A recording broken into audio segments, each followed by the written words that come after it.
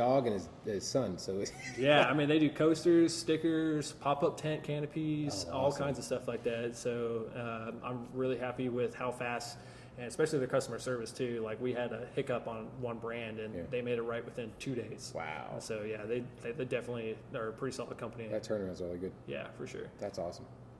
Now, you guys also give a portion of your sales from the Hell's Half Lager, which I want to go into the name in a second, to the Flying Tea Club.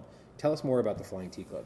So it's an athletic club through TCU in that area, and so every percentage of sales will go to their club, and essentially kind of help student athletes and continue their education and their collegiate athletic abilities and stuff like that. So. And then the name kind of plays with kind of the area over there. True. The same with the can. It's that TCU purple and everything like that. It's an international pale lager.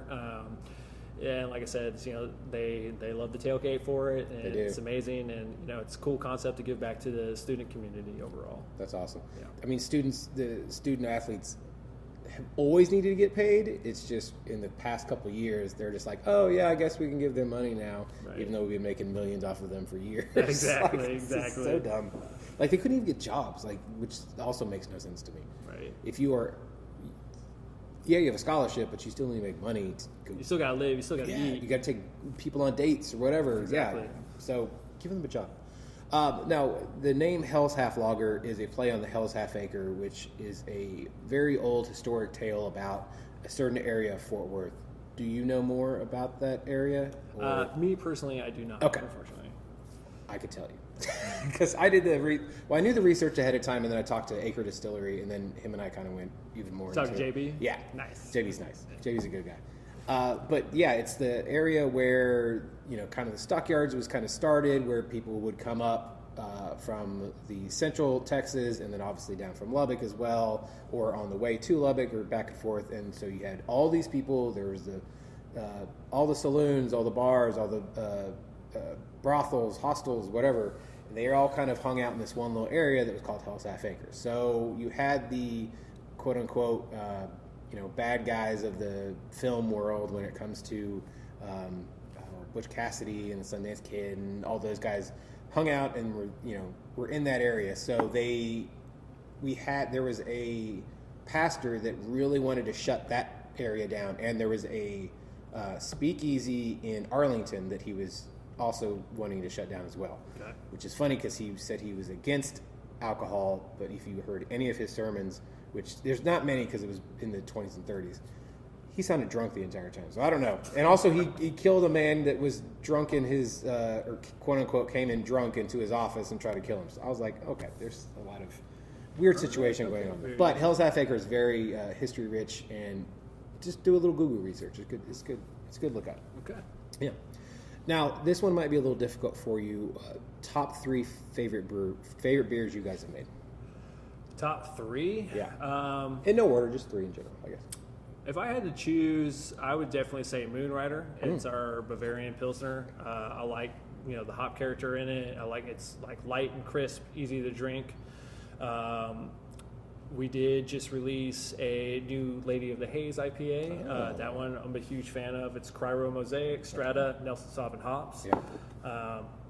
And it hasn't been released yet to the public, but we have a rye saison in the bright tank ready to go. We're packaging on Wednesday. That's going to be good. Oh, yeah. When can people come to the brewery and try that? This Friday. Okay. There it is.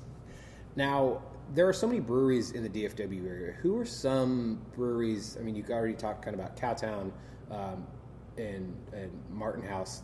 Who else kind of helped you, or who do you kind of bounce ideas off of when it comes to brewing and just business in general? I mean, I definitely got to give John Pritchett a shout out at Wild Acre. Yeah. I mean, honestly, he was a great mentor while I was there. Jared Womack also, who was the head brewer at the time, kind of talking shop with those guys and learning not only on production stuff, but also like on the business side as well. Right. Like, anywhere from obtaining your COLA and TABC certifications to learning how to deal with distribution and fulfill orders and, try to get a routine schedule going on like that. So those guys, huge shout out. Honestly, I kind of just general friends in the industry, like, hey man, we're thinking about this. This is kind of the process I'm thinking. What do you think? And at the end of the day, like any advice is good or bad. You take it and you're like, man, like that's a really good point. I should probably do that instead. Or be like, well, do you know what? I like this how I do this process this way, so I'm going to keep with my guns and do this instead.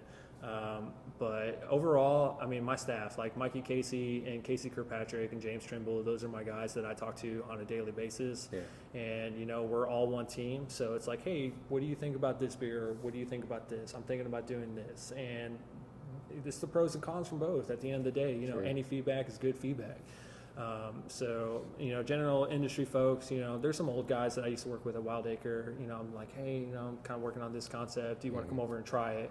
Or, still keep in contact with like Nick or somebody over there and be like, hey man, like, I want to produce this beer. Why don't you come over, see what you think, or vice versa. And, there's no like, there's no shame to admit that like, man, I'm not really for sure what to do in this scenario. Like, somebody in town will know. And like, that's why I love this community so much. Cause like I can just post a random question and I could have like 5 different answers within 20 minutes and it's be like, okay, like, man, that was super helpful. I mean, you might get the little like, oh, what are you doing? But I mean, like, how'd you fuck up that bad? I mean, like beer is always a learning opportunity. There's always some new ingredient or always something that's advanced or like some process that's been improved. And it's like, okay, we've been doing it this way. We should actually be doing it like this. And it's like, I love that kind of stuff because it's like at the end of the day, like I love the beer that I make, but there's always room for improvement. Of course. And so like any feedback from any brewer, like I'm always open ears at the end of the day.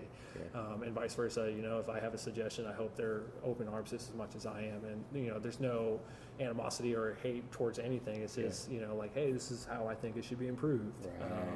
But for the most part, I do rely a lot on my team and our general feedback. And we sit down and we try the beers and be like, okay, what did you think of this batch? Did you like it this time or this? Should we make sure we focus more on this way or this way? Just improving the process overall is definitely something that like I look forward to do all the time. That's good that you are always open to suggestions and learning and getting better. And I think that's anybody in any industry needs to have that mindset when it comes to things. For sure. And obviously with technology advancing the way it is, things like you said, people may have been doing it this way for however many years, but this is probably a little better and easier and faster or whatever. Right. So it's always good that, some things may not come up on your radar, but like you said, might come up on somebody else's radar and they're like, oh, I didn't even know about that. Tell me more or send me a link or whatever. Right. And then next week you're trying it that way. So for sure. That's good. Now, not trying to get you in any trouble, 5 favorite breweries in the DFW area. Oh, 5? Which I know is hard because there's over 80. Yeah, it's tough. I definitely am a huge fan of Division. I love their IPAs over there. Very nice. I think they do a great job over there. Yeah. Disc golfing the other day, I actually met one of their employees over there, and we got to throw a few hunts. Gateway Park, and so. Oh no! Sorry. I want to say his name was not David. Dylan. I feel like I have his name on my phone. To be honest, on top, but. I'll pull that in a second. And then Martin House, like John Laughman, love that dude to death. So cool. Whisker Will, all those guys, Rowan, solid dudes. I always have a great time with them. Super cool. Definitely the Cowtown folks. Yeah. Sean, Doug Nipper, Nick Stoles, all those guys. Derek, their head brewer, really cool dudes. Yeah. I would then say I miss the Collective. I really like that brewery. Okay, so that's 3 so far. I would say False Idol's a pretty cool spot. We do go there occasionally, and my in-laws live in that area, so when we can, we stop by, and always love the beers over there. Yeah. And then if I had to pick anybody else, man, to be honest, I go to Panther Island a lot too. Oh, okay. So, Panther Island's great. Definitely those guys over there, really cool dudes. Yeah, super cool. Definitely enjoy. It's open concept. The beers are good. I love the people that work over there. Yeah. So I would probably say those are my top 5 at the moment. Nice. So everybody on the east side is awful, is what you do. No, it's hard, man. Like to drive that far, Well, that's it. Well, that's so people who aren't from the Metroplex don't realize exactly how big the Metroplex is. They just think Dallas, and maybe they think Fort Worth. Exactly. And then somehow, if they think about it, Arlington as well. But it's just going from Fort Worth, even if you're on the most east side of Fort Worth, which is basically Arlington, and then you try to drive to Dallas, that's still 35, 40 minutes. Like it's not a good thing to try to go to a bunch of breweries and then try to come home if you live over here. It just makes no sense. If you're going, you're going to try maybe 1, 2 tops, and then, or unless you're going to Uber, which is also super expensive. So I mean, I'm in East Fort Worth as well. I'm in the Meadowbrook area, so okay. So for me, I'm on Lake Arlington. So nice. Okay. Yeah. It's just just especially for my wife, like ease of mind. Like it's like she knows, like, hey, I'm going to be having more than 2 beers. I need to take an Uber, or the train, and so like it makes it really tough to go to Dallas area. Yeah. And I just want to be responsible and make sure I'm not drinking and driving. And so good for you. But yeah, man, like I wish I could go out there more. It's just like, trying to balance a 2-year-old full-time job, and it's like all that. I'm just like, oh man, I'm just lucky to get out for 2 hours. Right. So. And is it a boy or girl? Girl. Okay. Yes. She's probably seen as many breweries as most people. She has definitely dry hopped some beers with me for sure. There you go. Yeah. All right. So. That'd be awesome. She'd end up being a brewer just like you. That would be cool. Yeah. She's definitely very artistic. I'm probably thinking more on the music side because she won't stop singing nonstop. What is she singing now? Oh man, definitely nursery rhymes, stuff like that. Nice. Itsy Bitsy Spiders, and like unfortunately the YouTube stuff like Finger Family and all that jazz. I've not heard of Finger Family. You don't want to. Okay, good. I don't have any kids, so I guess I don't need to. Pass on that. Good. I don't want to get down that rabbit hole. Now, if someone were to walk in and have never had y'all's beer, what flight would you give them? If I had to give them a general flight, I would probably do Moonrider just because for me of the core it's a favorite. Yeah. I would do 1849. It's an Irish red ale, kind of more medium and kind of a little middle of the road. We've tweaked that one a little bit. Kind of gets a little bit. You get that malt, character, but a little bit more drier on the finish. Right. I would definitely, I think, also for a milk stout, the Salty Panther. It's our salted caramel milk stout. That one I think is pretty clean, a little lower ABV, so definitely a little more sessionable. And then I think for a fourth one, I would probably say the new batch of Lady of the Haze. Okay. Just for an IPA, like a hophead.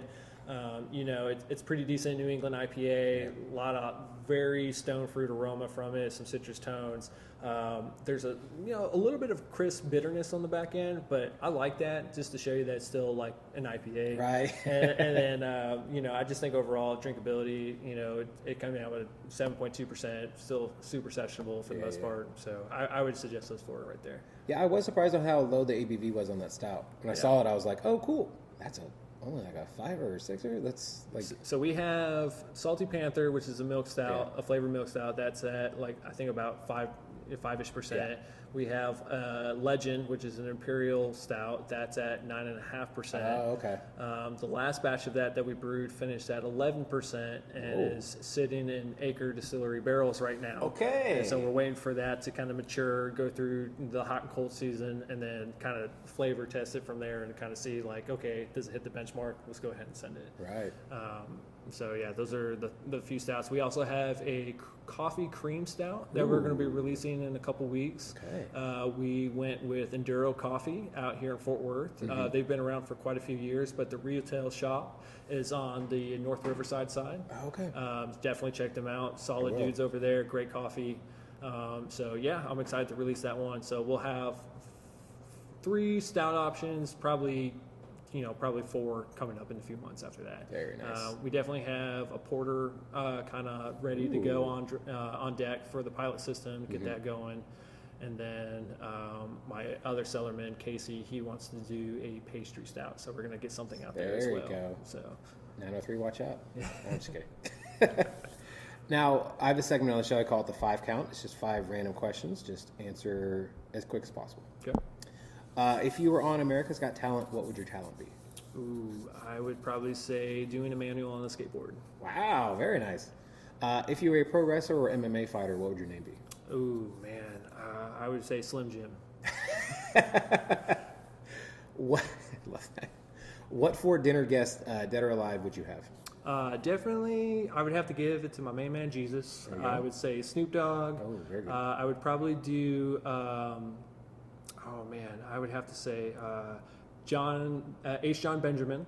Who's that? He is the voice of Bob's Burger. Oh, and he also has, John Benjamin has a van. And then for a 4th, I would have to say, that's tough. I don't know, man, on the top. And you got Candy Cane. And Candy Cane's gone. Yeah. I'll You know what? I'll just say Dale Earnhardt Jr. There we go. There we go. I think he'd be good to talk to. Who or what inspires you? I would have to say my wife overall. She's my number one motivation for every single day.